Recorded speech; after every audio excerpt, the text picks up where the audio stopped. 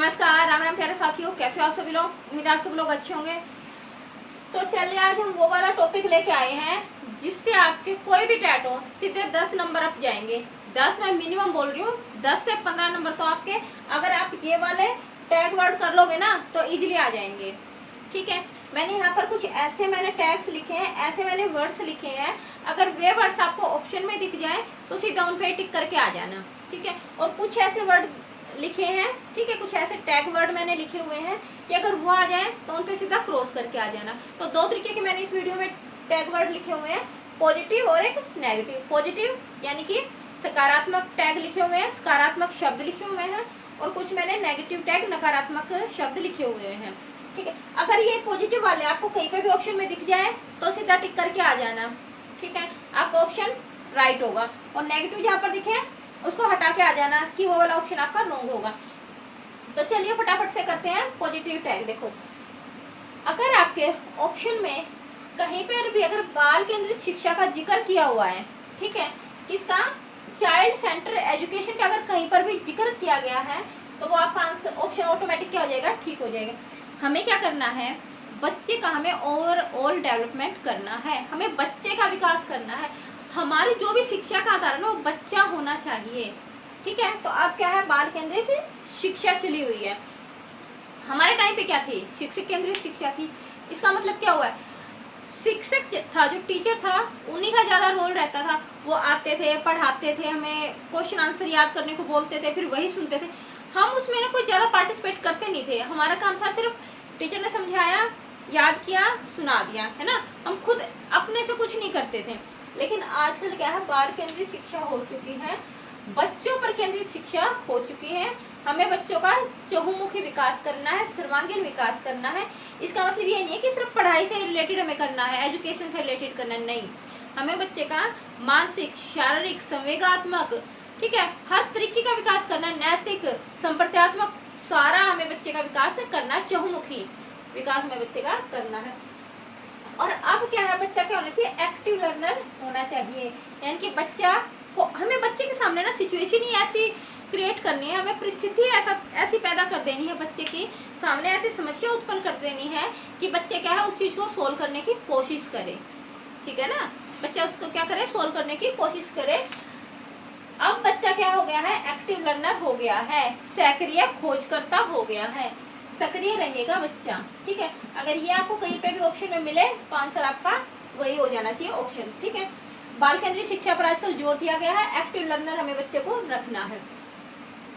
सर्वांगीण विकास का अगर कहीं पर भी ऑप्शन में जिक्र हो, हमें करना है बच्चे का सर्वांगीण विकास है, चहुमुखी, चारों तरफ का विकास, यही वाला ठीक हो जाना चाहिए। सर्वांगीण विकास आ जाए, चहुमुखी आ जाए, है ना, चहुमुखी, ठीक है, या मैं ओवरऑल डेवलपमेंट, है ना, तो ये हमारा ऑप्शन क्या हो जाएगा, ऑटोमेटिक राइट होगा।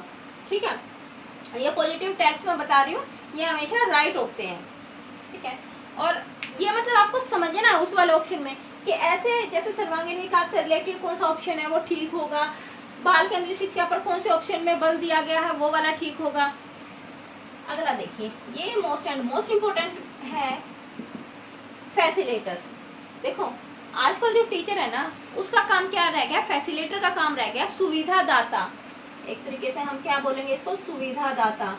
इसका मतलब क्या हुआ, हमें बच्चे को ना, बच्चे के सामने भी हमें ना प्रॉब्लम क्रिएट कर दी, मतलब कोई ऐसी सिचुएशन हमने रख दी जिससे बच्चा एक्टिव हो जाएगा और वो क्या करेगा, उसको सोल्व करने की कोशिश ही करेगा। अब हमें ये नहीं है कि बच्चे को फटाफट से उसका आंसर बता देना है। ठीक है, ऐसे नहीं करना है हमें बच्चे के सामने ऐसा कोई क्वेश्चन रख देना है जिससे बच्चा क्या है खुद से जवाब देने की कोशिश करे या अपना दिमाग लगाए। हमें ऐसी सिचुएशन क्रिएट कर दी, बच्चे को दिमाग लगाने दो, बच्चे को उस पर क्या करने दो, खोज वगैरह करने दो, बच्चे को उस पर काम करने दो। जहाँ पर बच्चे को डिफिकल्टी लगे, जहाँ पर बच्चे को कठिनाई लगे, वहाँ पर सिर्फ वहीं पर आपको क्या करना है, उस बच्चे को अपनी राय देनी है, उसका सॉल्यूशन बताना है। ऐसा नहीं है कि फटाफट से उसको सॉल्यूशन दे दो सारा का सारा। पहले करते थे ना, क्वेश्चन दिया फटाफट से उसका आंसर लिख देते थे टीचर, वो हमें नहीं करना। अब हमें बच्चों को भी क्या सोचने देना है। ठीक है, तो अब हमारा काम क्या हो गया, सिर्फ फैसिलेटर का हो गया। जहाँ पर बच्चे को कठिनाई महसूस हो वहीं पर हमें बच्चे का क्या करना है, साथ देना, वहीं पर हमें बच्चे की कठिनाई को दूर करना है, समस्या का समाधान करना है। ऐसे नहीं कि आगे आगे सारी समस्या हमें सोल्व नहीं करनी, सिर्फ जहाँ पर कठिनाई आई हो वहीं पर। तो ये मोस्ट इंपॉर्टेंट है कि टीचर का काम क्या है, फैसिलिटेटर का काम आज के टाइम में, तो वो वाला ऑप्शन हो जाएगा ठीक। हमें हर एक चीज क्या करनी है, वातावरण से संबंधित करके करनी है। हमें सारी चीज उसके दैनिक कार्यों से, उसके आसपास के वातावरण से, वातावरण का मतलब उसका आसपास का जो सराउंडिंग है उससे रिलेट करके हमें बच्चे को पढ़ाना है। इससे बच्चे को ना समझने में इजी रहेगा, बच्चा अच्छे से समझ जाएगा आसपास। अगला देखिए खोज करता, यहाँ पर बच्चे का जो रोल होगा वो कैसा होगा, खोज करता की तरह होगा, ठीक है, डिस्कवर की तरह होगा। वो हर एक चीज को खोजने की कोशिश करेगा। समस्या अगर उसके सामने उत्पन्न की है तो समस्या का समाधान खोजने की कोशिश करेगा वो, ठीक है। तो बच्चे का काम क्या होना चाहिए, खोजकर्ता वाला होना चाहिए। खुद से करने के लिए प्रोत्साहित करना, खुद से करने पर प्रोत्साहन देना है हमें बच्चे को। Learning by doing, learning by doing पर हमें बच्चे का क्या करना है, फोकस करना है कि बच्चा खुद से करे, है ना। और खुद से करे तो हमें उस बात पर क्या करना, बच्चे को प्रोत्साहित करना है, ठीक है। हमें बच्चे में सृजनात्मकता का विकास करना है। कैसा विकास करना है, सृजनात्मकता का विकास। सृजनात्मकता पता होगा ना, क्रिएटिविटी, कुछ नया करना। सृजनात्मकता का मतलब ही तो यही होता है ना कि कुछ नया करना, कुछ अलग करना, ठीक है। हमें बच्चे में क्या करना है, क्रिएटिविटी का विकास करना है। ये सारे ऑप्शन ठीक हो जाएंगे जहाँ पर आपको मिले। 8वां, हमें बच्चे का क्या करना है, निदानात्मक मूल्यांकन करना है। देखो निदानात्मक का मतलब क्या होता है, अगर बच्चा उसको छोड़ो लेट आ रहा है या बच्चा कई दिनों से स्कूल ही नहीं आ रहा है और वो 1 हफ्ते के बाद स्कूल में आया, तो हमें उसे डांटना फटकारना नहीं है। हमें उसके पीछे के कारणों का पता लगाना है कि अगर बच्चा 1 वीक से एब्सेंट है स्कूल में तो वो क्यों है, बच्चा सुबह लेट आ रहा है तो क्यों लेट है, ठीक है। हमें उसके कारणों का पता लगाना है और उन कारणों का पता लगा के हमें उसका क्या करना है, उस समस्या का उपचार करना है बच्चे की भी। जैसे मान लीजिए बच्चा लेट आ रहा है तो हम पहले ये देखेंगे कि हो सकता है वहाँ पर फैसिलिटी इस तरीके की हो, या बच्चा बहुत दूर से आ रहा हो, ठीक है, या घर में कुछ ऐसी सिचुएशन हो रखी हो जिससे बच्चा लेट आ रहा है या कई दिनों से नहीं आ रहा है। तो हमें पहले कारणों का पता लगाना है, फिर हमें उन कारणों का उपचार करने की कोशिश करनी है, तो जिसे हम बोलते हैं निदानात्मक। अगला है व्यवहारिक जीवन से संबंधित। हमें बच्चों को ऐसे नहीं कि कुछ भी शिक्षा दे दे, ऐसी होनी चाहिए जो उसके व्यवहारिक जीवन में काम आए, ठीक है, उसकी नॉर्मल लाइफ में काम आए। ऐसे हमें बच्चे को शिक्षा देनी है ताकि वो अपना नॉर्मल रूटीन का जीवन अच्छे से जी पाए। व्यवहारिक शिक्षा हमें बच्चे को देनी है ताकि वो उसके व्यवहार में काम आए। विभिन्नता, हमें ये बात ध्यान में रखनी है, हर एक बच्चे में अपनी अलग अलग योग्यता होती है। हो सकता है कोई खेलने में अच्छा हो सकता है कोई पढ़ने में अच्छा हो सकता है कोई आर्ट में अच्छा हो। तो हमें इस बात का ध्यान रखना है कि हर एक बच्चा अलग है, इंडिविजुअल डिफरेंस होते हैं, हर एक बच्चे में अलग अलग योग्यताएं होती हैं, ठीक है। तो हमें ये बात ध्यान में रखनी है। अगला देखो समावेशन। समावेशन पता है ना क्या होता है, समावेशन का मतलब ये होता है कि हमें हर एक बच्चे को, चाहे वो शारीरिक रूप से अक्षम हो, मतलब उसको कुछ फिजिकली प्रॉब्लम हो, उसको कुछ मेंटली प्रॉब्लम हो, चाहे नॉर्मल हम भी हैं, नॉर्मल बच्चा भी अगर है, कहने का मतलब ये कि अगर कोई नॉर्मल बच्चा भी है, कैसा भी बच्चा, कोई पढ़ने में कमज़ोर है, पढ़ने में भी बहुत अच्छा भी हो, सब बच्चों को हमें क्या करना है, एडमिशन देना है, समावेशित करना है। समावेशित शिक्षा तो वही होती ना कि हमें बच्चे में क्या कुछ भी डिफरेंस नहीं करना है, सब बच्चों को क्या है, हमें समावेशित करना है, सभी बच्चों को हमें पढ़ाना है, चाहे उसके अंदर शरीर से रिलेटेड कुछ कमी हो, दिमाग से रिलेटेड कुछ कमी हो, चाहे पढ़ने में थोड़ा वीक हो बच्चा, पढ़ने में होशियार, ये भी ध्यान में रखना, पढ़ने में होशियार को हम नहीं मानते हैं, वो भी समावेशन का एक हिस्सा होता है, या जो सामान्य बच्चा होता है वो भी समावेशन का हिस्सा होता है। कहने का मतलब चाहे कुछ भी कमी हो, चाहे आपके पास फाइनेंशियली कमी हो, आप किसी भी वर्ग से आते हो, सब बच्चों का हमें क्या करना है, स्कूल में एडमिशन करना है बिना भेदभाव के, ठीक है, उसको हम बोलते हैं समावेशन। बच्चे को हमें ना दस से सर्वे सामग्री का प्रयोग करके पढ़ाना है, ठीक है। देखो एक मैं नॉर्मली आपको बोल के बता दूं और एक मैं उसी चीज़ की आपको पिक्चर दिखाऊं, तो पिक्चर वाली चीज़ बच्चे को ज़्यादा ध्यान में रहेगी। आप मूवी देख रहे हो, ठीक है, मूवी में आप पिक्चर देख रहे हो, मूवी में पिक्चर देख रहे हो आप, और साथ ही साथ आप आवाज़ भी सुन रहे हो उसकी, तो वो पिक्चर है ना, वो मूवी आप भूलोगे नहीं ज़्यादा टाइम तक, ठीक है। और एक ऐसे आपको कोई कहानी सुना दे, ऐसे बोल के मुंह से कहानी सुना दें, आप मूवी की पिक्चर ना देखो, टीवी में नहीं देखो, तो आपको ज़्यादा दिनों तक हो सकता है याद ना रहे। लेकिन अगर आपने वो मूवी देखी है ना टीवी में, बिल्कुल उसकी पिक्चर्स वगैरह देखी हैं, तो ज़्यादा टाइम तक याद रहती है। तो हमें बच्चे को ऐसे ही किससे सिखाना है, दृश्य सर्वे सामग्री का प्रयोग करके सिखाना है, ताकि बच्चे को वो चीज़ ज़्यादा टाइम तक याद रहे। हमें बच्चे को ना मौके देने हैं, अवसर देने हैं बच्चे को, ठीक है। हमें ऐसी सिचुएशन क्रिएट करनी है ताकि बच्चा एक्टिव लर्नर हो। हमें ऐसे मौके देने हैं बच्चे को सीखने के, हमें क्या करने हैं, अवसर देने हैं बच्चे को। अगला है 13, बच्चे के विचारों व भाषा को महत्व देना है। देखो हमें ना बच्चे की चाहे कोई भी भाषा हो, कोई भी बच्चे के विचारों हमें उसको क्या करना है, महत्व देना है, चाहे वो किसी भी संस्कृति से हो। सपोज करो आप हरियाणा के हो, दिल्ली के हो, कहीं के भी हो, अगर आपकी पोस्टिंग आ जाए असम वगैरह में, वहाँ की भाषा तो अलग होगी ना।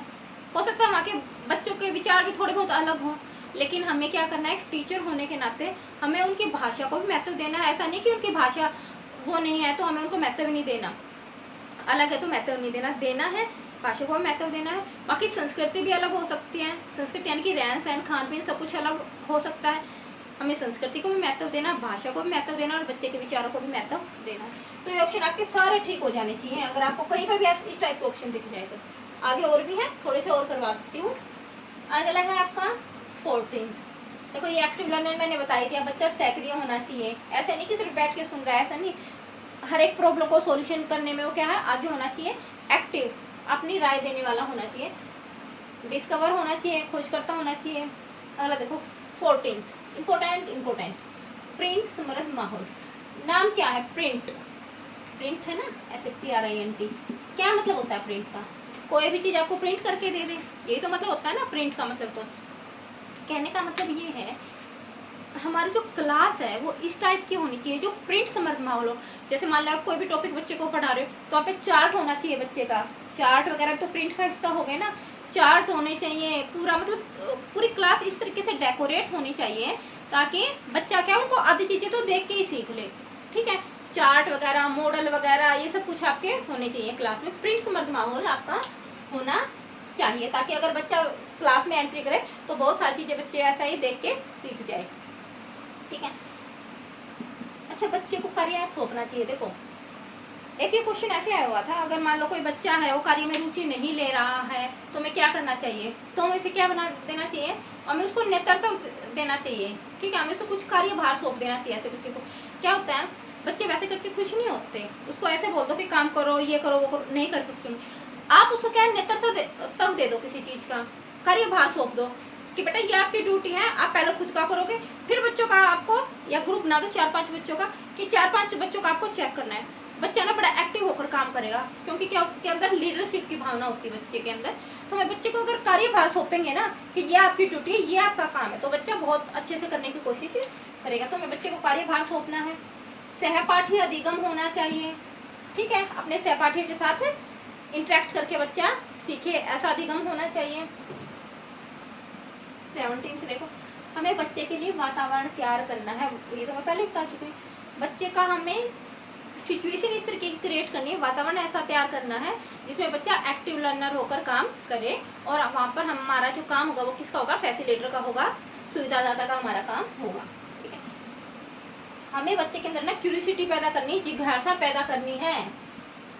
क्या करनी है, हमें क्यूरियोसिटी बच्चे के अंदर पैदा करनी है। ठीक है, ताकि जिज्ञासा हमें बच्चे के अंदर पैदा करनी है ताकि बच्चा क्या है उसके अंदर एक ललक पैदा हो, जिज्ञासा पैदा हो, क्यूरियोसिटी पैदा हो कि मैं इस काम को करूं या मैं इस प्रॉब्लम का सॉल्यूशन करने की कोशिश करूं। ठीक है, हमें जिज्ञासा, इसलिए तो कहते हैं ना हमें कोई भी अगर क्लास शुरू करनी है तो कैसे करनी चाहिए, हमें पहले बच्चे से क्वेश्चन पूछने चाहिए।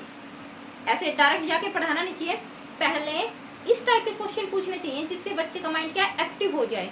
ठीक है, तो उसके बाद हमें क्लास शुरू करनी चाहिए। हमें प्रीवियस क्वेश्चन से, पूर्व ज्ञान वाले प्रश्नों से हमेशा क्लास को शुरू करना चाहिए ना, तो इससे क्या होता है, बच्चों में जिज्ञासा पैदा होती है। 19 हस्तपरक अनुभव, बच्चे को कैसे करना है, हस्तपरक अनुभव से सिखाना, वही खुद के द्वारा करके, लर्निंग बाय डूइंग, खुद के हाथों से करके, खुद के एक्सपीरियंस से करके बच्चे को सिखाना है। इससे बच्चे, अच्छा क्यों सिखा रहे हैं मैं ऐसा, इससे बच्चे को जो है ना कोई भी चीज़ एक तो समझने में आसानी रहेगी, दूसरा उसमें बच्चा अगर खुद पार्टिसिपेट करेगा तो वो चीज़ उसको ज़्यादा समय तक याद रहेगी और उसको समझेगा भी अच्छी तरीके से।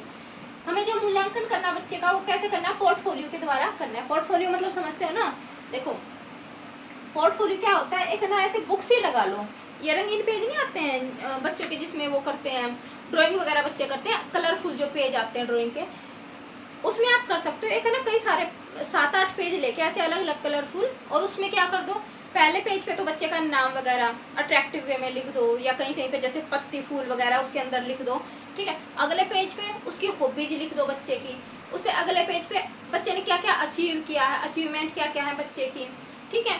तो उससे मतलब उसके बारे में बच्चा क्या कर सकता है वो सारी चीज़ें उसके अंदर लिख सकते हैं। उससे क्या फ़ायदा होगा, कई बार अच्छा एक पेज पे ऐसे लिख दो कि पेरेंट्स की क्या राय है बच्चे के बारे में, कि क्या कर सकता है, किस चीज़ में अच्छा है, ठीक है। वो सारी चीज़ें, उससे क्या होगा, हमें बच्चे के बारे में ज़्यादा ज्ञान हो जाएगा, ठीक है, कि बच्चा किस तरीके का है और किस फील्ड में आगे जा सकता है, ठीक है।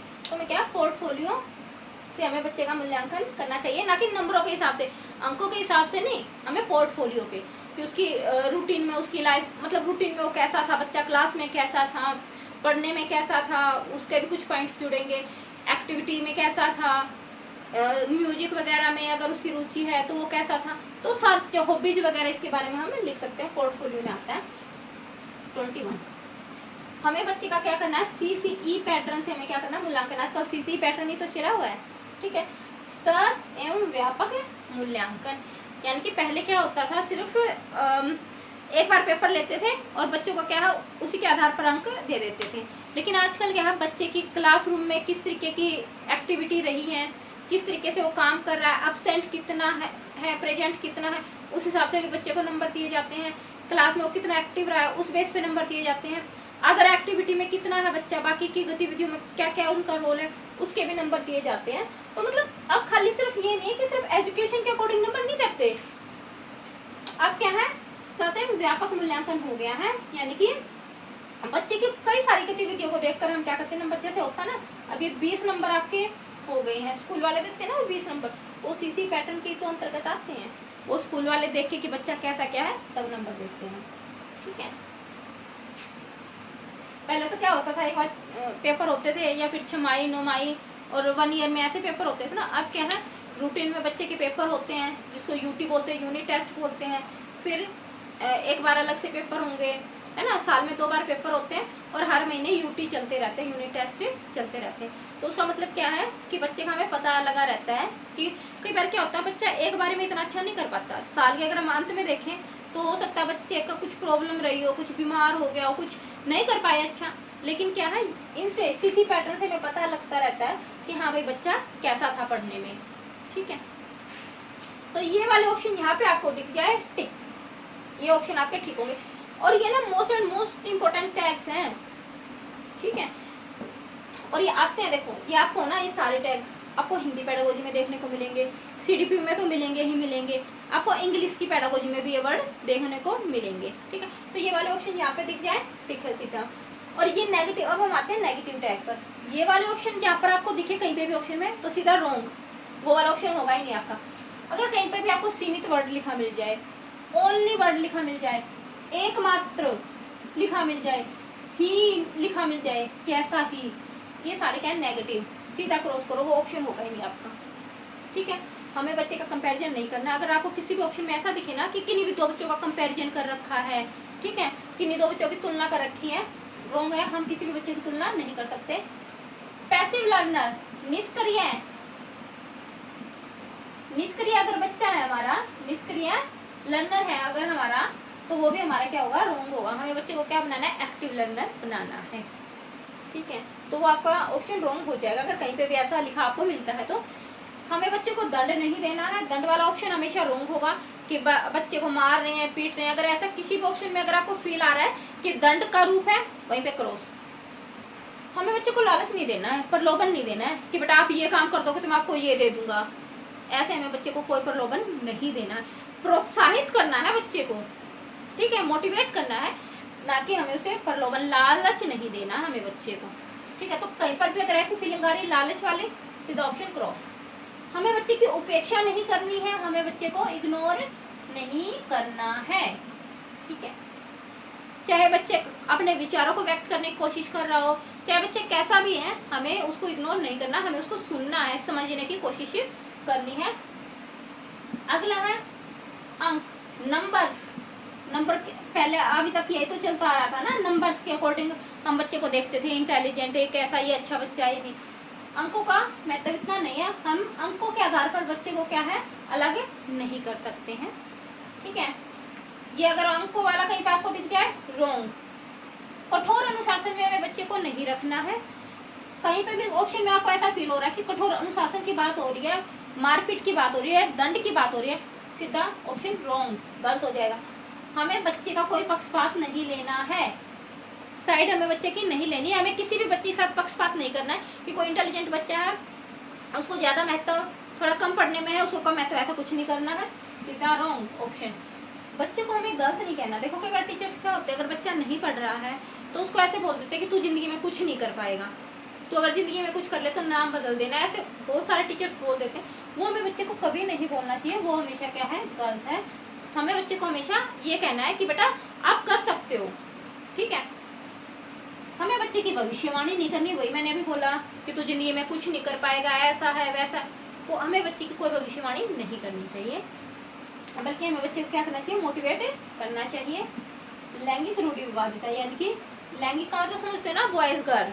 ठीक है, जेंडर के हिसाब से हमें बच्चे में क्या कोई भी भेदभाव नहीं करना।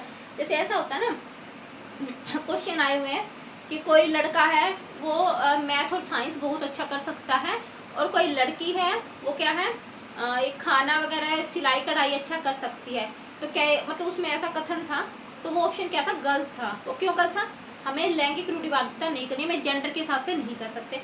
हो सकता है वो लड़की साइंस और मैथ में बहुत अच्छी हो, और लड़का क्या आजकल डिजाइनर कितने अच्छे अच्छे जैसे मनीष मल्होत्रा वगैरह, क्या वो सिलाई कढ़ाई का काम नहीं करते हैं। तो हमें जेंडर के हिसाब से हमें क्या है बच्चे का बिल्कुल वो नहीं करना है, हमें जेंडर बायस नहीं करना है बच्चे को। ठीक है, लैंगिक रूढ़िवादिता का हमें प्रयोग नहीं करना। जैसे भी यहाँ पर अगर ऐसी फीलिंग आ जाए ना कि लड़के ऐसे कर सकते हैं, लड़की ऐसे कर सकती है, चाहे लड़की कोई सुपीरियर बता दे कि लड़की तो ऐसे ऐसे कर सकती है, लड़का नहीं, दोनों को इक्वल लेके चलना है, दोनों कर सकते हैं। ठीक है, तो जहाँ पर ऐसी फीलिंग आ जाए कि डिफरेंस बताया गया है जेंडर में, सीधा रॉन्ग।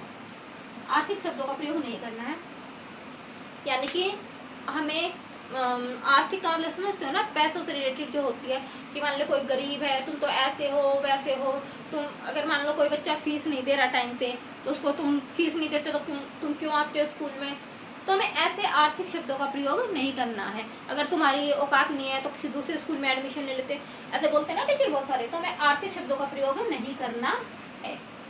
ठीक है, हमें बच्चे को नियंत्रित नहीं करना है, शिक्षक केंद्रित शिक्षा हमारी नहीं होनी चाहिए। नियंत्रित का मतलब ऐसे नहीं है कि आप बिल्कुल ही बच्चे को कुछ खुला छोड़ दो, नहीं, हमें बच्चे को बिजी रखना है हमेशा, लेकिन होता है ना बिल्कुल नियंत्रण का मतलब उसको बिल्कुल कठोर अनुशासन में कि सिर्फ हमारी बातें मानो, क्योंकि हम टीचर हमें ऐसे नहीं रखना बच्चे को, कंट्रोल में नहीं रखना बच्चे को, नामांकित और नामांकित नहीं करना। जैसे कई होते हैं ना बच्चे को कुछ भी नाम रख देते हैं, अगर कोई भी अगर जैसे मान लो टीचर है, कोई पढ़ने में अच्छा है तो उसका कुछ अलग नाम रख देंगे।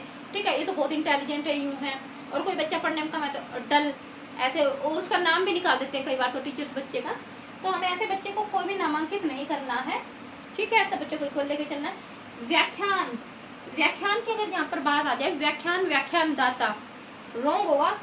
व्याख्यान हम तो समझते हैं ना लेक्चर, हमें बच्चे को सिर्फ लेक्चर नहीं देना है, हमें बच्चे को क्या है लेक्चर नहीं देना है, बल्कि हमें वो उसके सामने, देखो पहली बात तो ना टीचर का काम क्या है, हमें किसी की ना तो कोई एग्जाम्पल देने हैं, ना किसी महान आदमियों के एग्जाम्पल। मान लो हम अहिंसा का पाठ अगर बच्चे को पढ़ा रहे हैं, तो बजाय इसकी कि महात्मा गांधी इतने अच्छे थे, वो इतने अच्छे थे, स्वामी विवेकानंद जी ऐसे थे, वो करने के बजाय अगर हम खुद वो काम करके दिखाए बच्चे को, ठीक है, तो उससे बच्चा क्या ज़्यादा मोटिवेट होता है कि अगर मान लो आप खुद ही किसी को नहीं मारोगे, आप खुद ही अहिंसा का पालन करोगे और फिर बच्चों को बोलोगे कि बेटा हमें ऐसा नहीं करना चाहिए, तो बच्चा उस चीज़ को क्या है ज़्यादा मोटिवेशन के तौर पर लेता है। ठीक है, तो हमें खुद बच्चे के सामने एक तरीके का वो होना चाहिए कि वो अब हमसे कहानी सुनने की बजाय, अलग अलग महान व्यक्तियों की कहानी सुनने की बजाय वो हमें देख के ही मोटिवेट हो जाए। ठीक है, तो हमें खुद से करके दिखाना है बच्चे को, ना कि किसी की स्टोरी या लेक्चर वगैरह देकर नहीं। ठीक है, तो मैंने आपको इम्पोर्टेंट बता दिए हैं। ये ऐसे मैंने टैग वर्ड बताए हैं जो आपके Hindi pedagogy, English pedagogy, CDP सब में काम आएंगे। ठीक है, अगर आपका कोई फ्रेंड है तो आप उसके साथ शेयर भी कर सकते हैं ताकि उसकी भी हेल्प हो जाए। Thank you.